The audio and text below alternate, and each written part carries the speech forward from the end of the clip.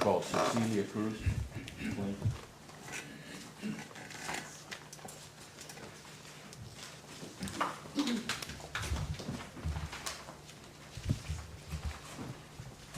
Do you solemnly swear to speak the truth, the whole truth, and nothing but the truth, so help you God? I do.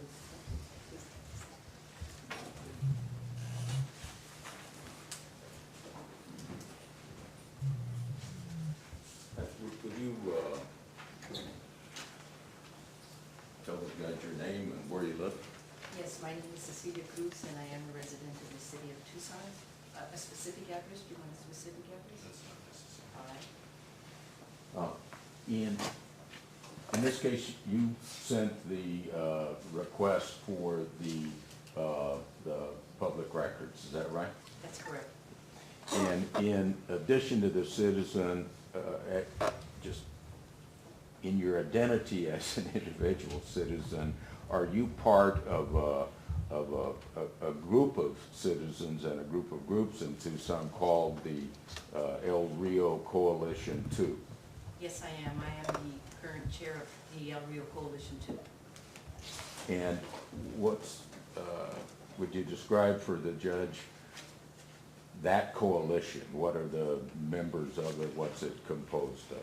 That coalition is composed of, right now, there are approximately 12 neighborhood associations. Those neighborhood associations are mostly the associations in Central City. So 12 neighborhood associations have voted to be part of the El Rio Coalition. And there are other neighborhood associations who don't meet in the summer, who still support the El Rio Coalition by having members attend, but did not formally vote yet to be a member of the coalition. And there are representatives from organizations such as Clean and Beautiful, the Tucson Design Corporation, members from Urban Landscape.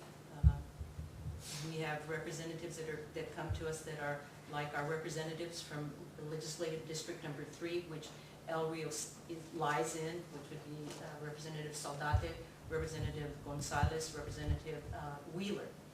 And it is composed of other members who have interest in the community, people from Pima College. We have had attending the individuals from Pima College.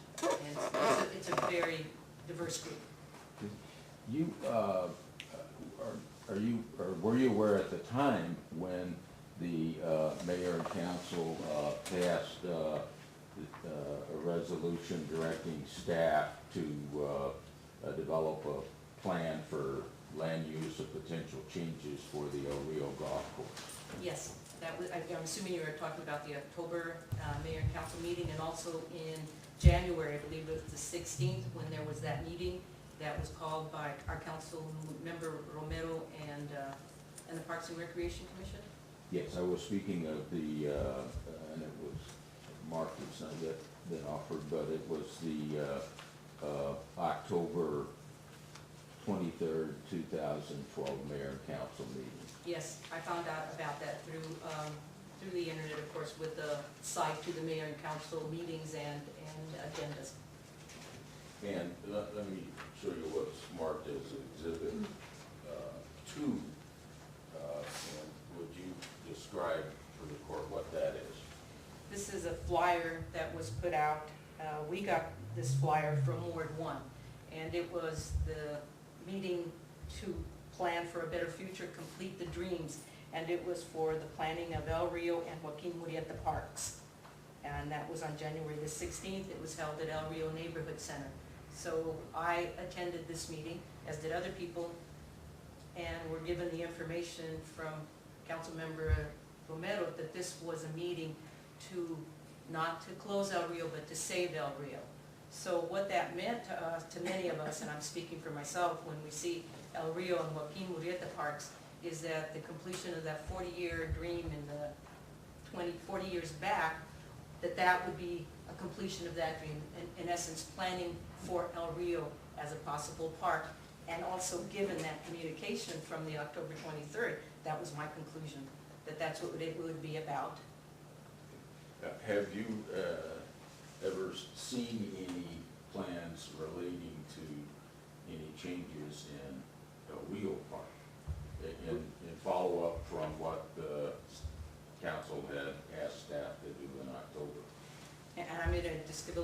or before I answer that, because there were meetings for planning of Joaquin Murrieta.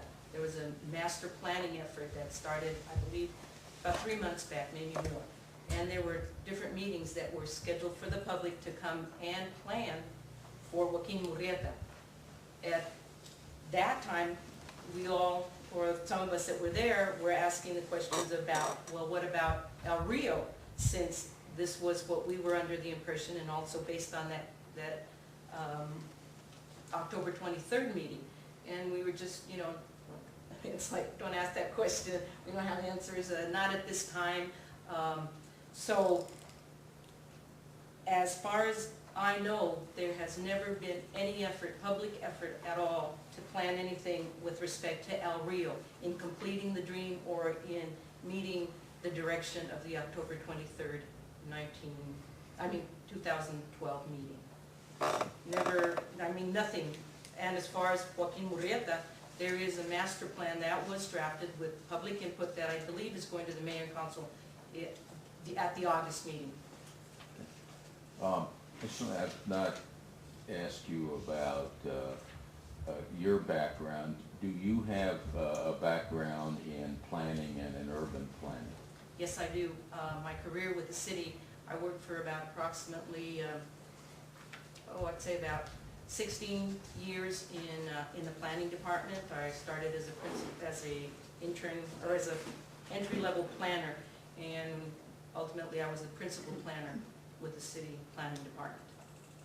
And did you at some point actually work in the city manager's office? Yes, I did. I had an internship, a 2-year internship out of the city manager's office that was made available to people in the city to apply and be given the opportunity to possibly further their careers and get the opportunity to be in the city managers, to know how that functions. Have, in your experience working as a planner with the city and working with the city, did you develop an understanding of the usefulness and importance of public input in the city's decisions? Absolutely. Public input is a tenet that is put out. The general plan has that in planning neighborhood and area plans. It was very important, of course, to have the community, the neighbors be involved, the residents of the community involved in any of the planning efforts that we dealt with at the time when I worked at the planning department. As a matter of fact, it was always a component in the comprehensive plan that I worked on at that time. Every 10 years there's a general plan or a comprehensive plan that is dictated by the state for the city to produce. As a matter of fact, there was one recently adopted by the mayor and council, or the comprehensive plan or strategic plan, that in there has a whole component of social interaction and citizen participation, engaging the community. Yeah, and what's the benefit of that to the city? The benefit to the city, I believe, that when you have an informed public, when you have input from the very beginning rather than at the tail end, there's better decision-making, better information that is provided to our elected officials from the community when they have information and can have input at the front rather than at the tail end when decisions are already made.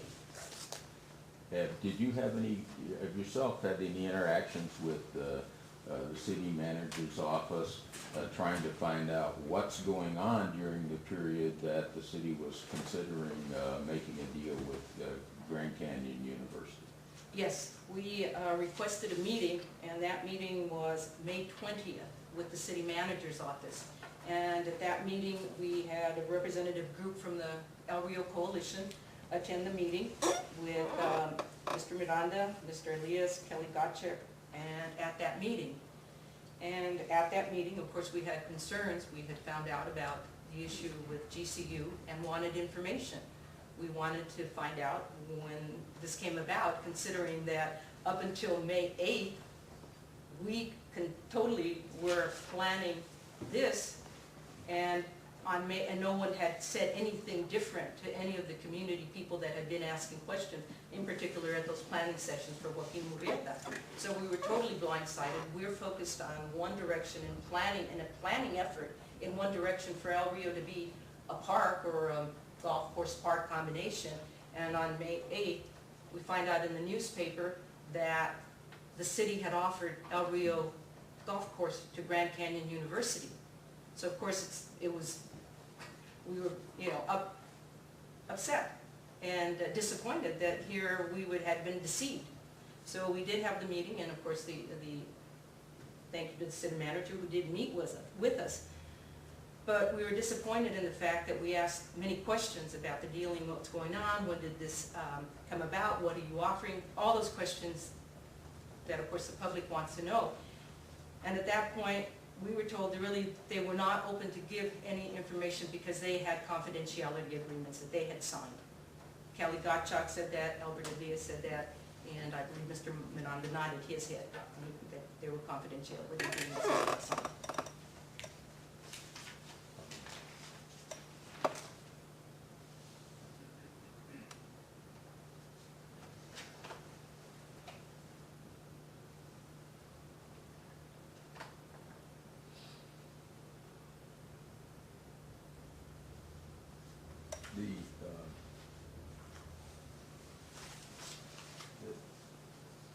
Actually, the El Rio Neighborhood Center, have you worked there or have some involvement with the creation of that? Objection, Your Honor. Relevance?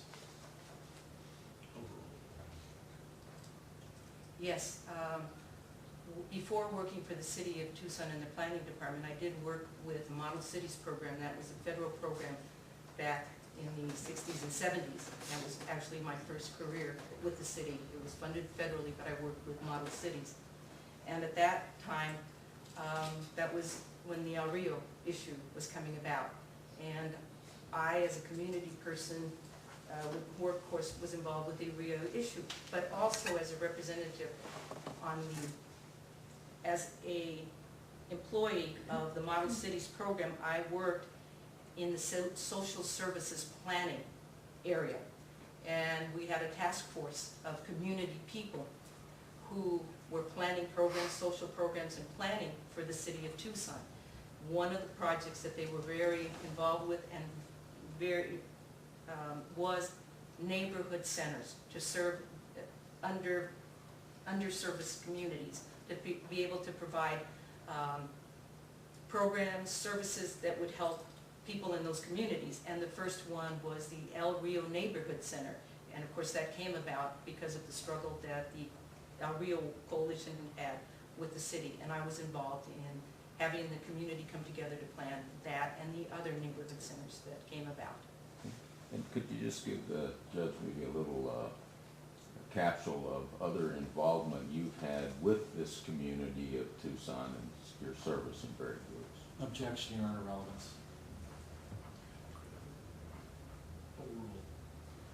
I've been involved with the community in many aspects, as of course as a city and public servant, with working with the community on doing the neighborhood plans, on working in development review, looking at projects that come to the city, determining if those projects meet all the city regulations with respect to codes.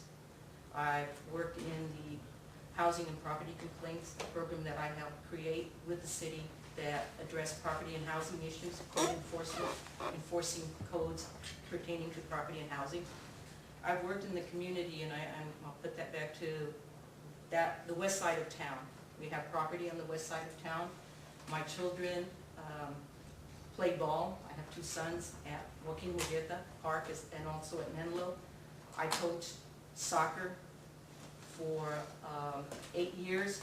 Young men from the ages of 8 to 16 years of age, many of them troubled young men, but I coached soccer. I might say we were a very winning team.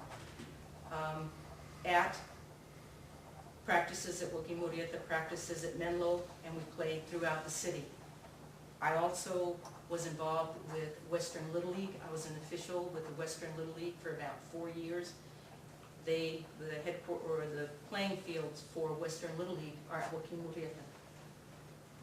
I've also been involved on boards and commissions, and currently serving the Pima County Industrial Development Authority, Family Housing Resources, on the executive committee of the Pima County Democratic Party. As an individual, I have worked in counseling, both professionally and voluntary, for troubled adolescents. And I've also been an advocate for seniors. And I'm vested in the West Side because that's where I first lived after I graduated from the University of Arizona. And as I say, we still have property on the west side of town. Do you have an opinion of the value of that El Rio Golf Course green space to the city of Tucson and to the west side?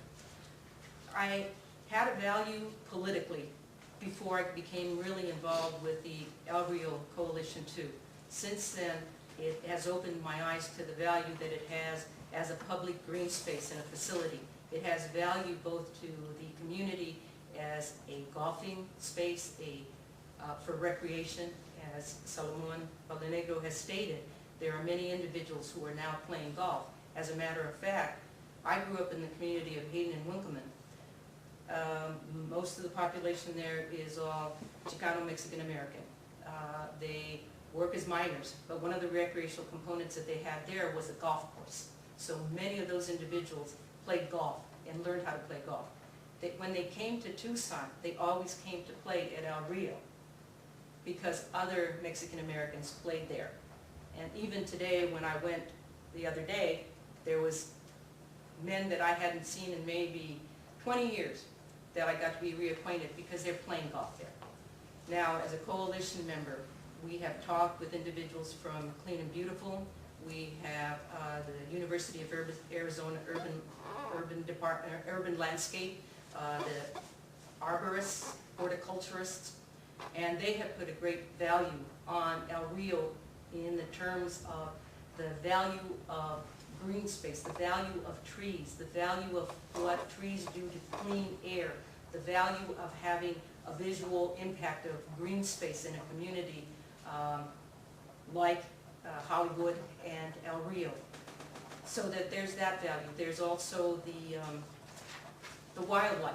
There are all kinds of birds there. So there's value in many, many different ways that, you know, more and more we're realizing that value. Are you aware that the city of Tucson has recently refurbished the course to change some of the layout to make it like it was in the late 50s to recapture that historical feel? I understand that there has been some work because when we first started, or a couple of maybe a few months back, it wasn't as beautiful as it is now. There were some issues. The grass was dying. There was even at a point where one of the pumps had gone out and it hadn't been for the aerating of the pond. Some trees hadn't been cut back. The maintenance hadn't been done as it is now. And at a recent, we had an event there where 100+ individuals showed up to see what this golf course and to support the El Rio Coalition-II, a diverse population. And it was pristine. It was very nice. It was very, very nice. And they all commented on how beautiful it was. That's all I have to. Lawful. Thank you, Your Honor. Ms. Cruz, you're the last witness today, right? Or the latest witness to testify? Yes. You've been here when various city witnesses testified that El Rio is no longer on the table to sell to Grand Canyon. Is that true? Well, yes and no. I mean, I heard that, but I also heard that there's still negotiations. So clearly, can I say to you clearly that I understand that El Rio is not in negotiations? No. Okay. But that site, you heard the testimony that that site is not under consideration anymore. It is confusing what I heard. It is confusing because, in essence, I did hear that site is not in negotiations. But then I've heard that it could be the same terms if another entity besides Grand Canyon University was interested in El Rio. I heard that. And I also heard that there is a planning effort by Mr. Miranda, but I've never heard of it ever before. So I am confused. Is it your position that, well, withdraw that, your initial request, that's also the subject of this lawsuit, you were seeking documents that were city documents, City of Tucson documents regarding El Rio, is that right? I was requesting public records, records from the city of Tucson, that's correct. So is it fair to say that you would consider a document that came from the town of Miranda or town of Oro Valley to be non-responsive? I don't understand. You weren't wouldn't seeking respond. Oro Valley or Miranda documents, No, I was seeking city of Tucson documents. okay? And is it your Just, position? belatedly, I object to that in terms of the legal conclusion. I believe that when those cities give those documents to the city of Tucson, they're public records in the city of Tucson's possession. I'm asking what her intent was, Your Honor, in making the request, and she answered that question. I didn't. Hold on, hold on, My intent. hold on, ma'am, excuse me. I'll overrule the objection. I'm not sure that what the import of the testimony is in terms of ultimately whether those fall within the scope of the document request. I'd have to think about that. But Okay. I'll overrule the objection. Can I answer the intent? Did you ask me what my intent was? I believe he's overruled the objection, I'm moving on. Is it your position, ma'am, that documents where city officials seek legal advice from the city attorney should still be public? My intent, my request for documents was, it was very broad. My requested every and anything documentation that the city had with respect to El Rio and Grand Canyon University. It was very broad because being not a lawyer, not being an average citizen, I don't know specifics that say this one will be important, this one is not within, our city. But I do believe, having worked in the city, my understanding of the law and as a public servant was that public documents are what is in possession of the city, that what the city has as far as their documents and papers are open to public review. And that's what I had intended. How long were you with the city, ma'am? I worked with the city for 23 years. Did you ever seek legal advice from the city attorney? Yes. And did you consider that to be confidential or not confidential? When That- people wanted you to tell them what the city attorney had told you, what did you say? That request never came up. Okay? But you did seek legal advice? I seeked legal interpretations. Okay? Did you negotiate contracts? No, I did not. Never, ever? No. So you have no knowledge of the ins and outs of what might be a benefit or not be a benefit in negotiating contracts? You never negotiated a I contract? never negotiated a contract. No further questions? No, none.